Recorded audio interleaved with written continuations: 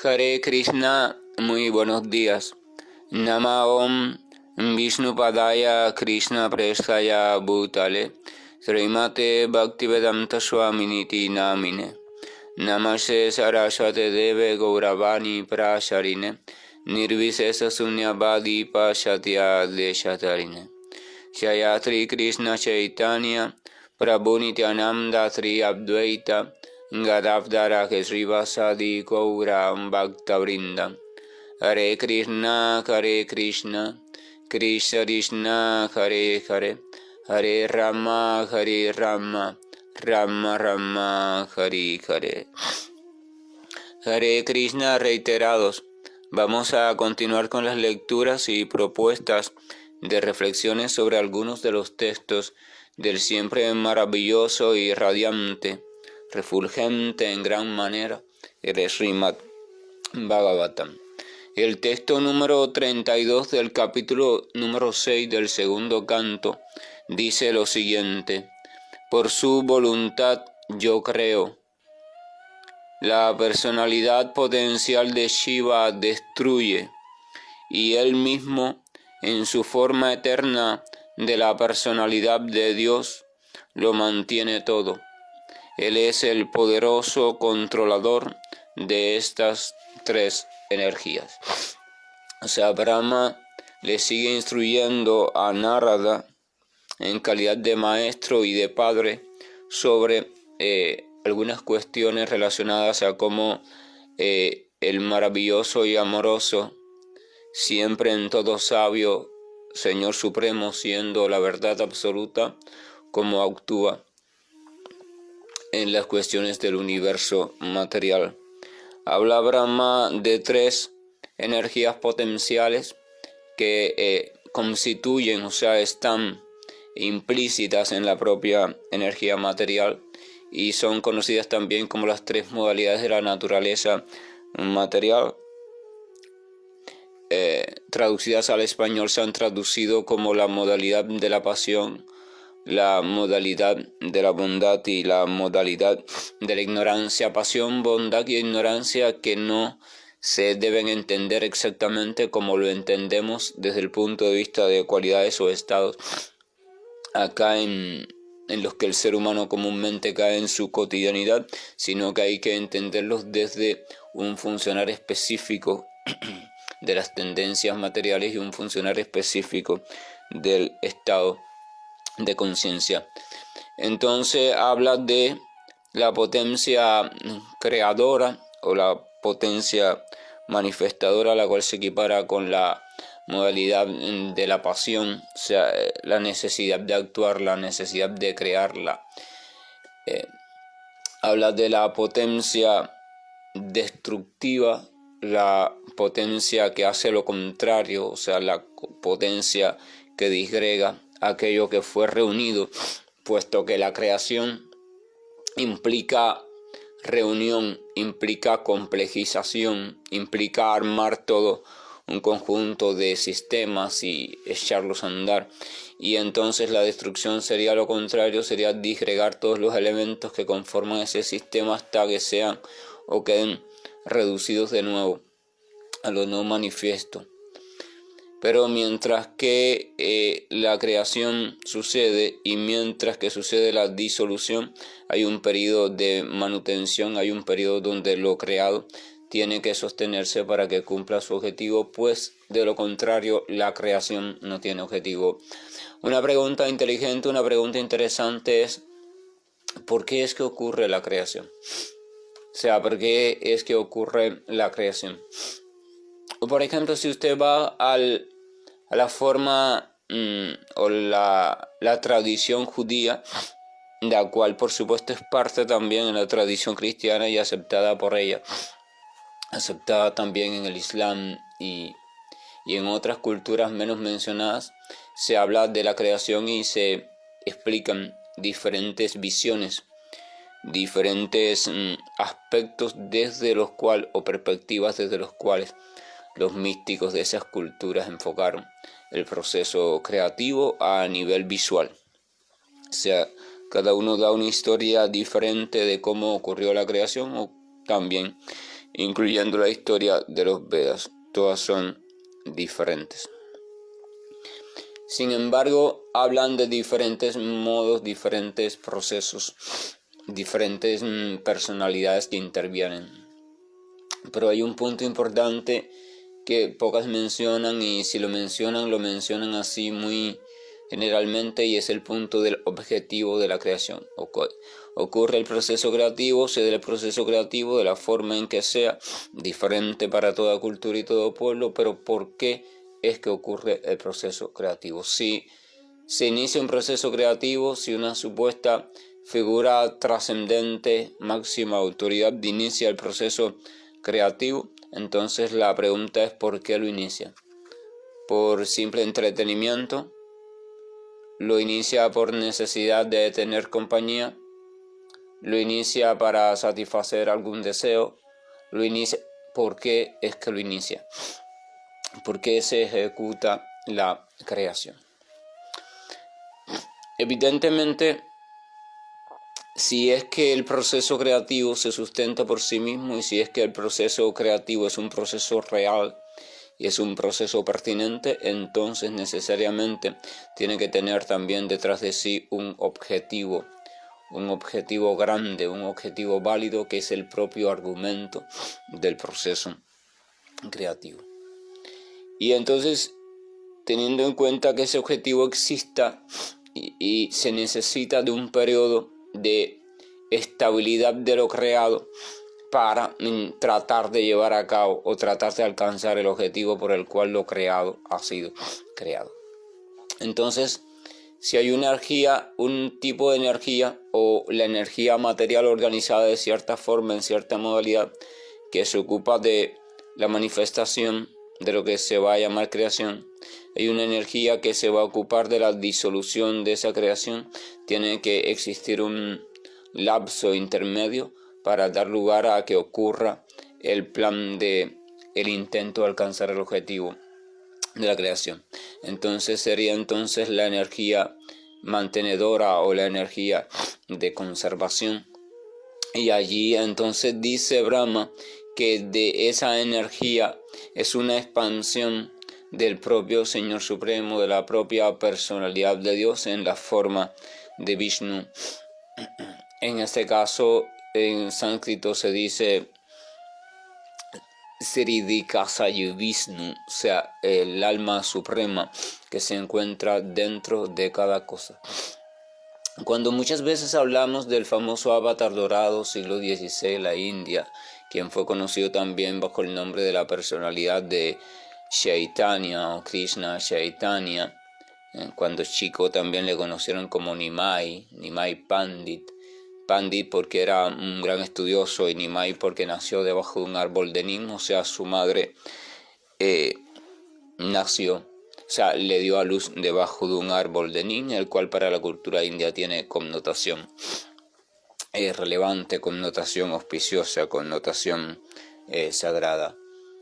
Ese avatar dorado, ese Chaitanya, que dedicó la segunda mitad de su vida a predicar el mensaje de conciencia de Dios en el humor de Radharani, o sea, el humor de amor conyugal en separación, esos sentimientos de desgarramiento cuando el ser amado, está lejos y no se le encuentra, y cuando a veces se le encuentra pero se vuelve a ir, y entonces el amante se queda hundido en una desesperación total. Ese sentimiento lo predicó, o desde ese sentimiento predicó por toda la India, Chaitanya Mahaprabhu. Este nombre de Chaitanya significa o hace referencia a aquello que sostiene desde lo profundo a todo, o sea, el núcleo sustentador de todo. Por tanto, en ese nombre de Chaitanya podemos encontrar un acercamiento a la modalidad de la bondad, que es la modalidad o la tendencia que se ocupa de conservar lo creado por un tiempo determinado, o sea, para que se cumpla el propósito. Entonces dice que de esa tendencia en específica se ocupa en una expansión, tampoco directamente, en una expansión la propia personalidad de Dios, a quien desde ese punto de vista se le conoce también como Vishnu, se le conoce también como Narayana o aquel que es el refugio contenedor de todas las formas de entidades vivientes. Entonces, dice el texto termina diciendo, Él es el poderoso controlador de estas tres energías. Vuelve al mismo punto temático constante o repetitivo, que es que todo de una forma u otra está en relación con el Señor, y aquí lo sitúa como controlador de la energía creativa, de la energía disolutiva o destructiva y de la energía de sustento, las tres energías que continuamente se están sucediendo en el plano de conciencia material, y por la actuación y combinación de las tres en diferentes tipos de predominio y en diferente intensidad es que ocurre todo lo que conocemos como existencia material o realidad material, donde todo está continuamente surgiendo, manteniéndose un tiempo y diluyéndose para asumir otra manera u otra forma.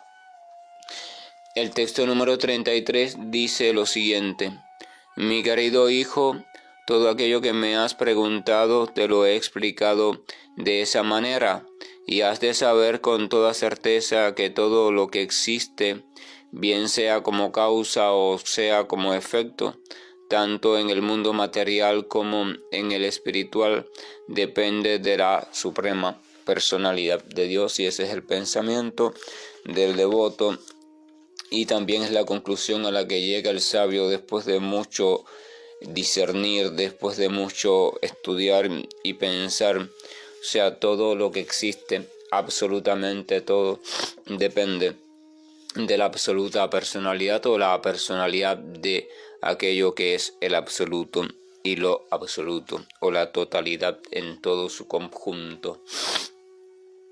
Continúa diciendo, oh Narada, debido a que he asido los pies del loto de la suprema personalidad de Dios, conocida como Hari, con mucho fervor, todo lo que digo nunca ha resultado ser falso, ni tampoco se ha detenido nunca el progreso de mi mente, ni tampoco se degradan nunca mis sentidos por el apego temporal a la materia. Aquí Brahma explica, basado en el texto anterior donde termina diciendo que todo depende de la suprema personalidad de Dios. Entonces, si todo depende de la suprema personalidad de Dios, al comprender eso, la actitud de Brahma, ¿cuál fue? Dice, debido a que he asido los pies del loto de la suprema personalidad de Dios. O sea, ha sido una actitud de reverencia, ha sido una actitud de adoración, de entrega, de servicio amoroso y de completa aceptación de la autoridad incuestionable de el Señor Supremo. O sea, Brahma se colocó a los pies del Señor Supremo mediante la continua meditación en el propio Señor Supremo. Entonces utiliza la frase de que he asido, he tomado, ¿no? Asirse, juntarse, tomar, aferrarse a algo. ¿A qué se ha aferrado Brahma? Entonces dice, a los pies del loto de la suprema personalidad de Dios, quien es conocida también como Hari. ¿Y cómo ha hecho esto Brahma? Dice que lo ha hecho con mucho fervor. O sea, no solo se ha aferrado a los pies del loto, no solo se ha colocado al servicio del Señor, no solo ha situado toda su atención en el propio Señor amoroso y misterioso al mismo tiempo, sino que lo ha hecho con gran fervor. Y esto es un requisito indispensable porque mantener nuestra atención desde el plano de conciencia material en algo que es absolutamente espiritual es siempre una tarea titánica, porque en el plano de conciencia material continuamente la chispa viviente está viviendo diferentes experiencias que son no coincidentes, o sea, están alejadas de su verdadera naturaleza, y esas experiencias la están entreteniendo de diferentes formas, unas en formas de placer y otras en formas de temor o en formas de sufrimiento, y por tanto no le permiten establecerse con claridad en el mirar, en el adorar, en el concebir a la existencia del amoroso supremo. Es una tarea, la tarea más difícil en este mundo consiste en mantener la atención fija, en mantener el corazón fijo en la suprema personalidad de Dios, y esa es al mismo tiempo la meta más perfecta de la criatura o de la chispa viviente. Toda chispa viviente, en especial aquella que tiene cuerpo humano, está llamada a durante su vida ir trabajando en función del logro de esta meta de manera progresiva, y para eso se han diseñado diferentes métodos que funcionan o no funcionan de acuerdo a la época, a la cultura, a las personas, etc. Y las tendencias propias también de cada personalidad. Entonces aquí dice que se ha aferrado a los pies de la suprema personalidad de Dios con mucho fervor, y debido a ello, ¿qué ha pasado? Dice que todo lo que digo nunca ha resultado ser falso. Brahma está colocado hasta donde sus límites propios le permiten, está colocado a los pies del Señor. Este colocarse a los pies del Señor es importante destacar algo, siendo el Señor ilimitado, siendo el Señor insondable en su totalidad. Entonces debemos saber que solamente podemos acercarnos a su presencia, que solamente podemos conocerle en un grado muy limitado, en el grado hasta donde nuestras propias posibilidades lo permiten. Nadie puede conocer en todo a la suprema personalidad de Dios, aunque desde sus posibilidades lo conozca en todo. Esto significa cuando uno ha llegado a una sensación de conocer por completo a Dios, debe saber que lo único que ha llegado es al límite de su posibilidad actual de conocimiento. O sea, se ha llenado el vaso, no puede contener más líquido, pero hay todo un océano interminable del propio líquido. Es importante entender la diferencia. Lo que se ha agotado no es la personalidad de Dios, no es el conocer potencial acerca del Señor, puesto que es ilimitado. Lo que se ha agotado es la capacidad para conocer. Toda capacidad manifiesta tiene un límite, y ese límite está en conformidad con la estructura a través de la cual se está manifestando dicha capacidad. Por ejemplo, la fuerza. Usted coge dos personas y las pone a alzar un peso. Las dos emplean la capacidad de la fuerza física derivada de toda esta estructura y combinación de músculos, impulsos nerviosos, etcétera, minerales, cosas que son necesarias para mantener, etcétera. Es una combinación muy compleja para el simple acto de levantar un peso. Esa fuerza como potencia es ilimitada, pero sin embargo al mismo tiempo es limitada de acuerdo a todo ese sistema que acabo de describir y las partes del que no describo porque tampoco conozco, o sea, fisiológicamente no soy un experto en ese sentido de los movimientos. Pero existe esa doble cualidad al mismo tiempo. Ilimitada como potencia, la fuerza es ilimitada, pero al mismo tiempo es limitada como acto manifiesto. ¿Por qué es limitada como acto manifiesto? Porque para ser manifiesta en este mundo material se necesita de la construcción de una estructura, de la construcción de una maquinaria a través de la cual se pueda desarrollar la manifestación de algo semejante a la fuerza. La fuerza en sí misma en su propiedad inicial, en su presentación pura, no existe en este mundo. En este mundo no existe nada puro. Todo es imitación, todo es intento de réplica de algo que existe puro, pero no existe en este mundo.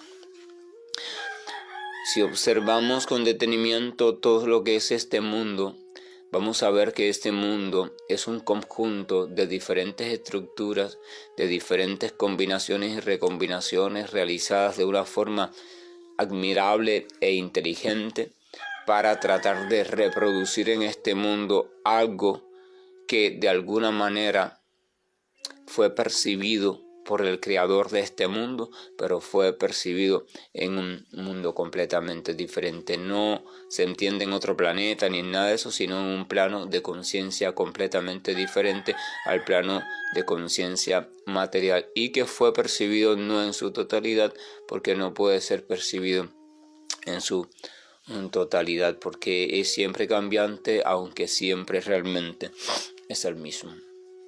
Entonces eso hay que comprenderlo, y en ese sentido se puede ir uno acercando a la doble comprensión, a la doble vida a la cual tiene acceso la criatura desde el cuerpo humano, y esa es la gran capacidad humana.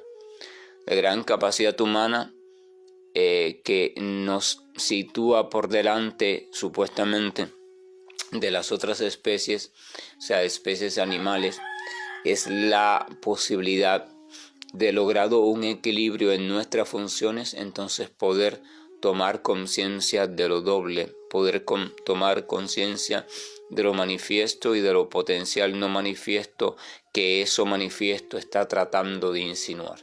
Toda manifestación es un intento de insinuación de algo que no es manifiesto en este mundo, o sea, que no está presente directamente en este mundo. Desde ese mismo punto, entonces, ¿qué pasa con el llamado plano espiritual? Entonces, lo manifiesto es la propia potencia. O sea, la potencia en sí misma es al mismo tiempo potencia y manifestación.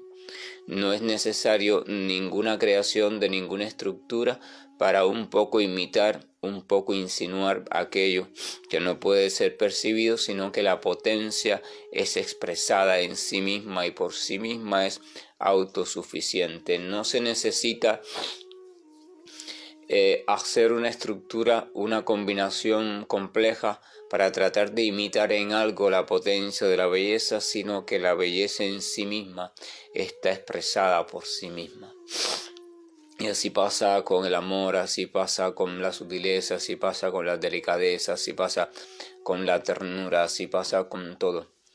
Visto desde el mundo material y desde los estilos literarios, se podría decir que las cualidades y potencias están personificadas, pero no es solo que están personificadas, porque estar personificadas es asumir una cierta personalidad, una cierta personificación.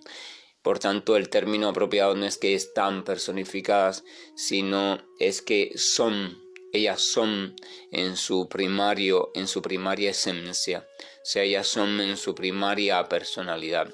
No es que se personifican, sino que ellas en sí mismas son personalidad. El plano de conciencia espiritual, todo lo existente tiene personalidad, todo lo existente tiene conciencia, todo lo existente tiene capacidad de hacer. Todo lo existente, y todo lo que es existente allí es existente en sí mismo, en su estado puro y en su estado pleno. Es una cuestión muy maravillosa, pero es una cuestión que hay que entenderla desde el acercamiento, desde un acceso que se produce desde la práctica, y la práctica en esencia consiste en un acondicionamiento continuo donde nos vamos zafando, donde nos vamos liberando de toda cuestión adquirida, de toda cuestión realizada en este plano de conciencia material, hasta que nos vamos quedando en lo que es la esencia sola, la conciencia esencial, desligada de toda supuesta identidad, y desde la conciencia esencial, entonces con la mirada fija en la certeza del plano espiritual, o en la certeza del plano de conciencia pura, amor puro, etcétera, etcétera, entonces comenzar a acceder siempre de la mano de un participante consciente de ese plano, pues de lo contrario no se puede tampoco acceder a ello. Entonces dice que debido a que se ha aferrado con gran fervor continuamente a los pies del Señor Supremo, entonces todo lo que digo nunca ha resultado ser falso. Evidentemente, si Brahma tiene su mirada, su atención puesta en el plano trascendente, entonces todo lo que va a hablar, todo lo que va a un poco a proyectar, a pensar, va a ser un eco del plano trascendente, y si Brahma mantiene su corazón puro, entonces ese eco va a ser puro, va a ser limitado, va a ser disminuido, porque Brahma no puede hacer la réplica perfecta, pero va a ser puro, por tanto no va a haber mentira en su expresión. Eso es importante porque nos ayuda a comprender en qué sentido el conocimiento, o nos volvemos verdaderamente conocedores en la medida que nuestra atención se va entregando por completo a aquello que es el plano de la verdad. En ese sentido, cuando se desarrolla ese estado, cuando se desarrolla esa postura, y esa postura se desarrolla también desde una actitud de entrega amorosa, entonces fluye. Empieza a comenzar un libre fluir, repito, siempre limitado, de aquello que es incontenible hacia un plano donde todo está contenido. O sea, lo que fluye es la resonancia de la propia verdad, aunque parezca no entendible, aunque parezca no puro. En ese momento también hay que ser cuidadoso, porque hay que discernir cuando lo que está fluyendo realmente proviene de lo incontenible y cuando proviene simplemente de un rincón de nuestra propia fantasía, la cual, aunque muy sutil y muy aparentemente asombrosa, sigue perteneciendo al plano de la energía material o de la conciencia material. Aquí Brahma está haciendo un llamado entonces a la búsqueda del Señor como nuestro refugio, para que nuestra atención se sitúe allí, en aquello que está contenido y que existe más allá de nuestra propia y supuesta existencia, y que al mismo tiempo la contiene, pero no tiene nada que ver con ella. Dice, ni tampoco se ha detenido nunca el progreso de mi mente. O sea, la propia relación creciente con el Señor es interminable. En esa relación todo está en constante expansión. Las capacidades, la mente, todo está en constante expansión, y por tanto se va accediendo, se va alcanzando cada vez más. Esa expansión, ese es otro fenómeno también. Eso lo mismo sucede con el amor, por eso se dice que el bhakti no tiene límites. El jnana, por ejemplo, tiene límites cuando usted llega a la concepción perfecta del Brahman y el practicante se funde en el Brahman. Allí se termina el camino del jnana yoga. Pero el bhakti no tiene límites, porque el amar es expansivo. Y no existe la meta del amor, la meta del amar, porque está siempre surgiendo en una nueva manera, en una nueva variedad de otorgar placer, de otorgar servicio a lo amado. Y lo amado, por su parte, en este caso el Señor, está continuamente teniendo diferentes y variados y nunca repetidos deseos, para que su potencia amorosa entonces pueda estar continuamente ejercitándose en nuevas formas de enamorarle y de enamorarse. Y es una cuestión maravillosa, es maravilloso, una relación maravillosa, porque siendo el Señor que está en función de la felicidad de la criatura, de la chispa viviente, y la chispa viviente en función de la felicidad del Señor, entonces esto quiere decir que los deseos del Señor son cumplidos por la chispa viviente, pero al mismo tiempo los deseos de la chispa viviente pura, aquella que está en el estado amoroso de conciencia amorosa de Dios, que no somos ninguno de nosotros, esa chispa viviente pura, los deseos de ella, también el Señor está en función de satisfacerlo.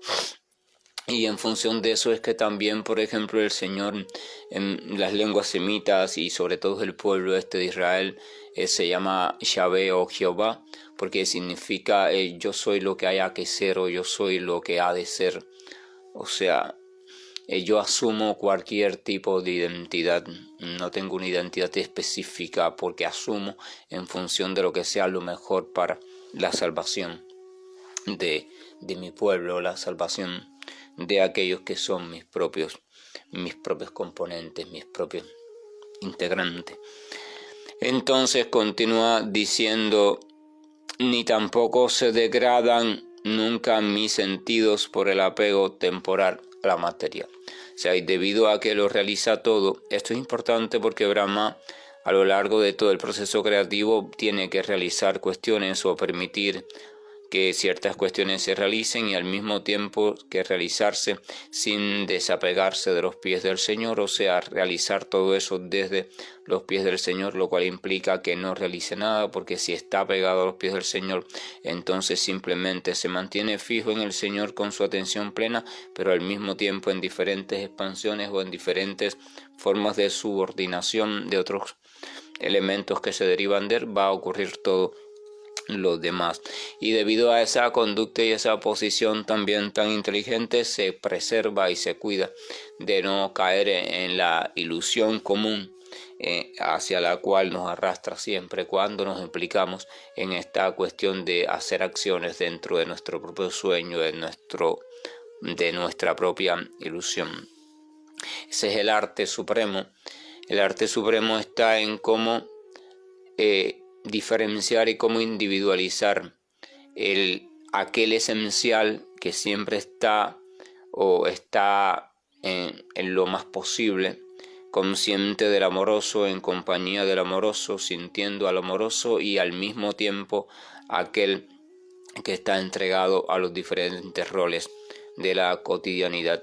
Las dos cuestiones, desarrollándose en dos planos diferentes, han de ser ejecutadas y mantenidas y observadas desde dos expansiones diferentes de la propia chispa viviente. La chispa viviente es una, pero los personajes que puede desarrollar son múltiples, entonces tiene que, en la perfección de su avance, de su iluminación, de su desarrollo, tiene que llegar a comprender esto. De lo contrario, necesariamente va a estar obligada a que en la medida que esté más consciente de acá, de lo material, va a estar menos consciente de lo espiritual y viceversa. Pero esa no es la finalidad. La finalidad es que comprenda que los dos planos se pueden, y de hecho es necesario llevarlos conscientes al mismo nivel, y que eso no implica para nada un conflicto ni implica para nada un divorcio. Es un tema profundo, hay que reflexionar, pero esa es la cuestión, reflexionar, un reto continuo. Que la gracia y el amor de nuestro amoroso Señor nos guíe y nos oriente y nos permita abrir nuestro corazón y nuestra mente para salirnos de toda la cárcel que nosotros mismos hemos construido y que la cultura también nos ha heredado, y podamos aperturarnos a una comprensión de aquello que escapa a la lógica del pensamiento acostumbrado. Hare Krishna, buen día, y estoy finalizando la grabación. Krishna Krishna Krishna Shri Krishna Govind Hare Murari Janat Narayan Vasudeva Shri Krishna Govind Hare